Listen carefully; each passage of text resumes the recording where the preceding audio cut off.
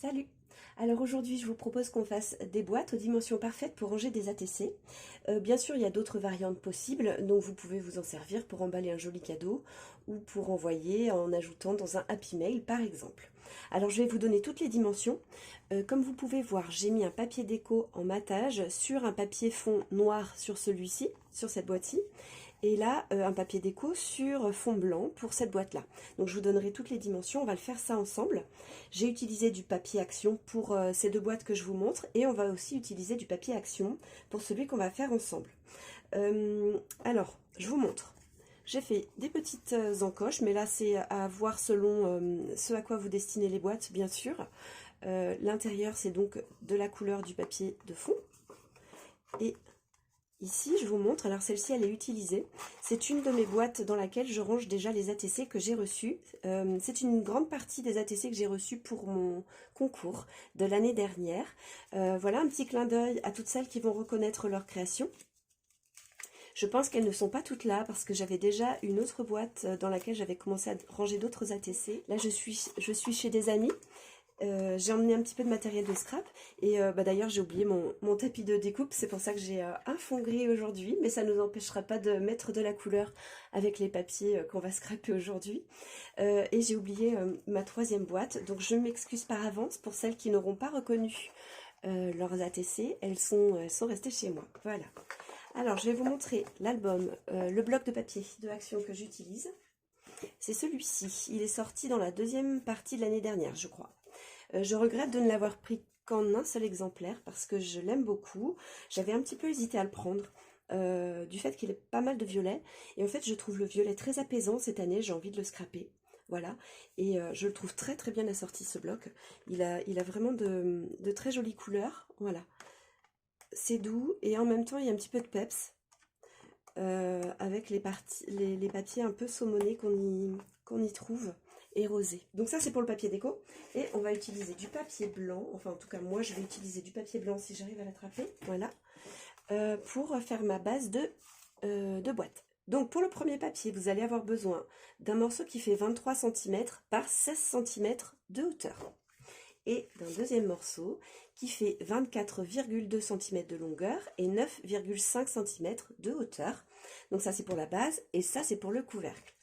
Les chutes, bien sûr, on les garde. D'ailleurs, on en utilisera une pour renforcer le fond de notre boîte. Alors, pour le premier morceau de 23 par 16, dans la longueur du 23, on va faire 4 plis.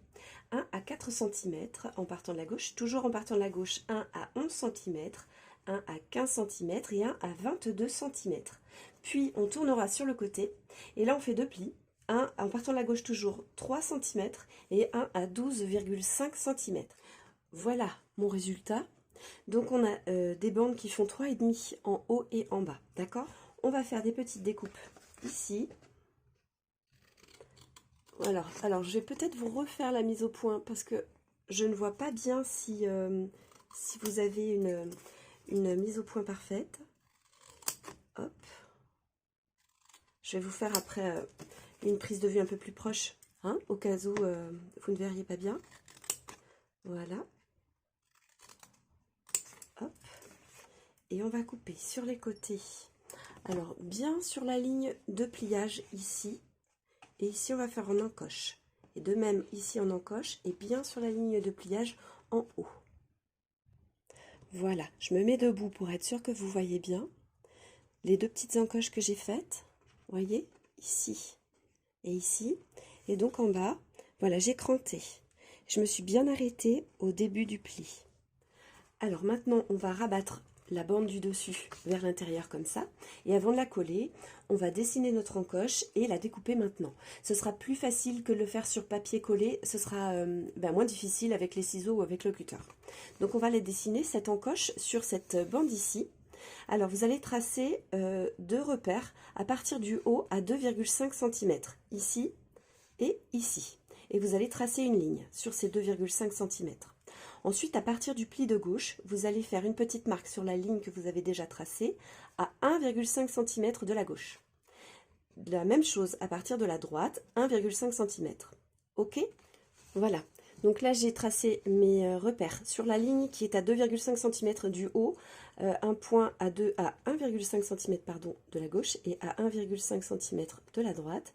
Et ensuite j'ai relié ces points à la partie intérieure de ce pli, là, et à la partie extérieure de ce pli-là à gauche. Voilà, il reste à découper sur cette ligne-là. Donc cette partie-là et cette partie-là, et on aura notre encoche.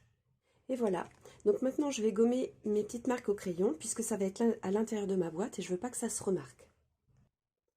Pour coller, je vais utiliser du double face, ça va aller plus vite. Alors c'est un double face qui est très fin. Il n'est pas extra fort, mais c'est suffisant pour ces boîtes-là.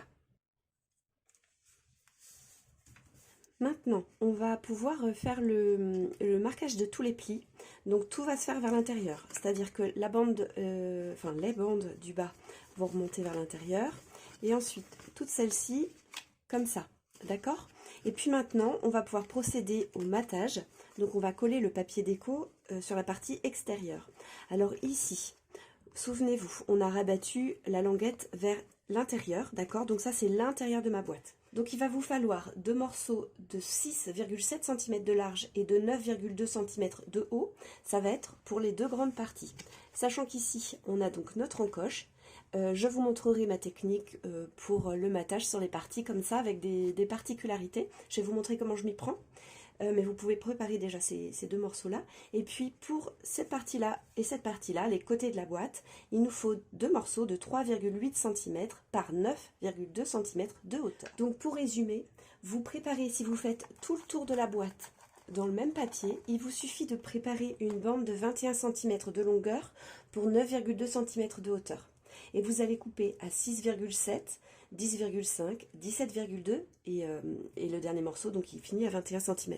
Et comme ça, vous aurez vos 4 parties pour faire le tour de la boîte dans un seul même papier, le tout coordonné, c'est-à-dire les motifs côte à côte, enfin voilà, qui correspondent. Ça, c'est top. Voilà mes morceaux de papier. Alors, j'ai donc le raccord des motifs qui se fait, vous voyez, puisque j'ai fait donc dans une bande, comme je vous disais, et je les ai numérotés pour si je les bouge de pas voilà, pour avoir la coordination de mes motifs en fait autour de la boîte. Bon, ça après c'est pas particulièrement important, bien sûr, sachant qu'en plus ça va donner ça. Voilà. Alors pour cette partie là, je vous montre comment je fais. Donc là on est sur la partie extérieure du papier, on est bien d'accord. Je vais venir, mon papier il va venir se coller comme ça. Alors hop, je le mets au mieux, c'est du matage. Vous voyez qu'il va venir se coller comme ça. Il y aura juste une petite partie blanche qui dépassera tout le tour. Donc, je vais venir présenter mon papier dans le sens face visible vers moi, d'accord? Mais à l'arrière de mon papier. Et je vais le placer de la même façon que je vous l'ai placé tout à l'heure vers l'extérieur. Voilà, comme ça. Je le maintiens. Et là, je vais venir tracer en fait l'encoche, et je découperai cette encoche que j'aurai dessinée en enlevant 1 ou 2 mm tout le tour, hein, par rapport à mon trait de crayon. Ok, c'est clair? Je vous montre le résultat. Voilà, on voit la trace de mon crayon de bois, et donc j'ai découpé à 1 ou 2 mm vers la partie intérieure, donc j'ai retiré 1 à 2 mm en plus de ma marque en bois, ce qui va me donner ça. Voilà, on aura la petite bande blanche qui va se voir quand même ici, toujours avec le même espace pour le matage tout le tour, ici également, tout simplement. Donc là, on va pouvoir coller nos papiers de décoration. Voilà le résultat. Donc j'ai aussi mis une partie de double face ici, et aussi sur ma petite languette du côté. Donc ça va être pour faire fermer la boîte. Alors là, le challenge, c'est surtout de faire le collage en ayant des angles droits pour pas avoir une boîte qui n'est pas rectangle. Donc mes petites languettes, j'ai mis un morceau de double face dessus, elles vont venir à l'intérieur comme ça, et en mettant à plat sur mon plan de travail, je vais les mettre le plus à angle droit possible, comme ça, et ensuite celle-ci je la collerai par dessus pour terminer. On viendra renforcer le fond de la boîte. En même temps, je viendrai coller donc avec mon double face ça comme ça. J'ai retiré donc les protections du double face ici et ici, et là je l'ai préparé également. Alors je vais me mettre avec le papier, avec l'encoche sur mon plan de travail, et je vais essayer de créer donc un angle droit en collant comme ça. Et là, le fait d'avoir le double face, j'appuie pas trop fort, ça va me permettre de réajuster si vraiment ça va pas. La colle liquide, ça fait également le même... voilà, ça a le même principe, hein. On peut redécoller et bouger légèrement. Voilà, l'idée, c'est donc d'avoir un bel angle droit. Je vais enlever donc la protection de mon double face sur la petite languette. Voilà. Là, je colle. Et ensuite, ma dernière languette ici, je la rabats comme ça. Alors, moi, c'est ce que je fais, mais vous n'êtes pas obligé, c'est facultatif. Je renforce le fond de ma boîte par une bande qui fait 3,8 de hauteur par 6,8 de largeur. Voilà. Et ça me permet d'avoir un fond nickel. On ne voit pas les découpes des bandes. Voilà, c'est pour la finition autant que pour le renforcement de la boîte. Si on met des choses un peu lourdes, c'est utile. Ça dépend de votre papier. Voilà, donc notre base de boîte est terminée. Maintenant, on va attaquer le couvercle. À partir de notre papier qui fait 24,2 cm de largeur par 9,5 cm de hauteur, on va faire des plis à 4,2 cm à partir de la gauche, toujours à partir de la gauche à 11,4 cm, à 15,6 et à 22,8 cm. Et dans l'autre sens, on va faire des plis à 2,9 cm à partir de la gauche et à 5,9 cm toujours à partir de la gauche. Vous voyez que j'ai pris un petit peu d'avance. Donc là, j'ai une bande qui fait 2,9 cm de hauteur et celle-ci, elle fait 2,9 cm de hauteur également. Là, celle-ci, elle fait 3,6 cm. Et là, on a le plus petit morceau qui fait 1,4 cm de largeur. Ok? Donc, vous voyez, j'ai pris de l'avance. J'ai marqué tous mes plis vers l'intérieur. Voilà, ceux-là aussi. Et donc, j'ai fait un découpage crantage. Donc, j'ai découpé le long du pli. Ça, c'était le pli qui était à 22,8 cm sur la longueur 24. Et donc, j'ai découpé le long du pli et j'ai fait un cran comme ça. Et là, j'ai fait pareil comme ça. Et ensuite, ici, j'ai cranté en m'arrêtant bien à la jonction des plis. Voilà. Alors maintenant, on va replier ça vers l'intérieur. On va le coller. Donc là, il faut aussi marquer les plis, puisque ce papier-là, il avait été marqué dans l'autre sens. Voilà, on va marquer les plis comme ça. Voilà, j'ai replié la bande du bas vers l'intérieur ici. Donc ça, ce sera la partie intérieure de mon couvercle. Et quand je retourne comme ça, ce sera cette bande-là qui fera le tour ici du couvercle. Alors, je vais vous donner les dimensions du papier déco pour faire le matage. Il vous faut deux papiers de 6,7 cm de longueur pour... de 6,9 cm de longueur pour 2,8 cm de hauteur. Donc pour ici et ici. Et ensuite, il vous faut deux papiers de 3,9 cm de longueur pour 2,8 cm de hauteur pour cette partie-là et cette partie-là. Et si je récapitule tout en les mettant bout à bout sur une bande de papier pour avoir tous vos motifs raccords comme on a fait tout à l'heure, vous prenez une bande de 21 cm,6 de longueur et vous coupez à 6,9 cm, 10,8, 17,7 et 21,6 cm. Voilà, donc je vais les préparer et je vous montre. Alors voilà le résultat avec le matage. Et vous pouvez voir que j'ai déjà posé un petit peu de double face au bout des deux petites languettes et puis un ici. Alors là, il n'a pas la même couleur parce que c'est du double face fort. J'en ai mis aussi à l'intérieur, cette fois-ci, sur l'extrémité d'une des deux grandes languettes. Alors, je vous montre. Donc, c'est comme ça, ok? Je vous refais une bonne mise au point. Je vais coller, en fait, ça à l'intérieur. Voilà, comme ça, les deux petites bandes avec le double face. Je vais rabattre le papier qui n'a pas de double face par-dessus. Et ensuite, celui qui en a un petit peu va venir se coller ici. Avant, il faut que je pense à coller ma petite languette comme ça. Et donc lui, en dernier. Alors, je récapitule. Je rentre mes deux petites languettes. Hop, je fais un angle droit. Je rabats la grande languette du dessous. Voilà, je rapproche la languette du côté.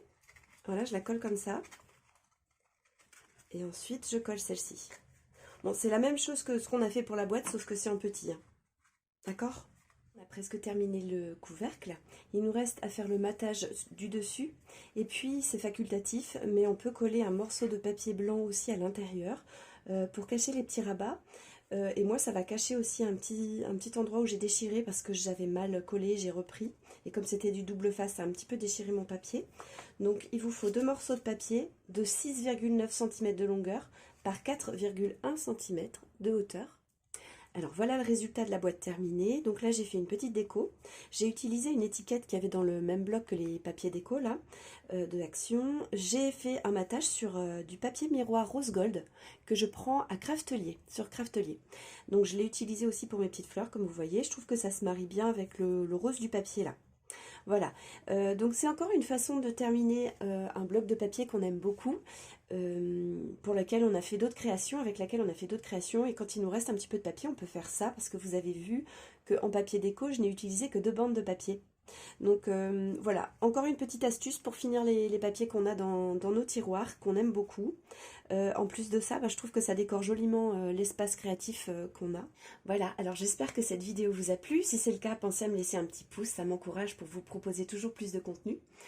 Pensez aussi à vous abonner, à activer la petite cloche pour être informé de la sortie de mes prochaines vidéos. Et d'ici là, je vous embrasse, je vous souhaite une belle journée. Bye bye!